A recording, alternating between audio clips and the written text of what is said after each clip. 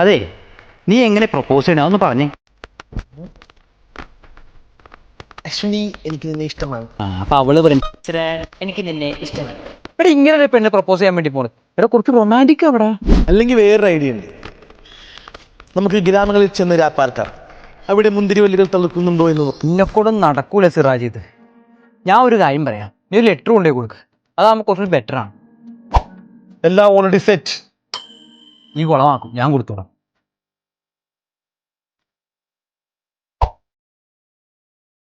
എന്താ ഇത് വായിച്ചു നോക്ക്, വായിച്ചിട്ട് റിപ്പ് ചെയ്താ.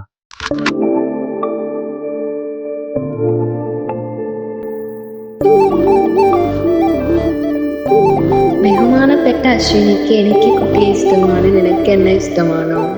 ഇനി അവള് നോ പറയൂടാ. നീ ഒന്ന് പിടക്കലടാ. അവള് ഓക്കെ പറയും, ഞാനല്ലേ പോയേക്കണത്. വെയിറ്റ് ചെയ്യാല്ലേ?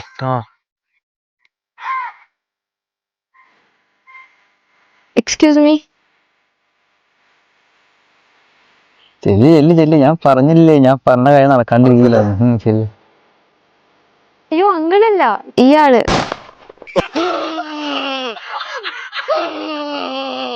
എനിക്ക് ഓക്കെയാണ്. എന്റെ ഭാഗത്തും തെറ്റുണ്ട്. ലെറ്ററിൽ പേരെങ്കിലും വെക്കായിരുന്നു.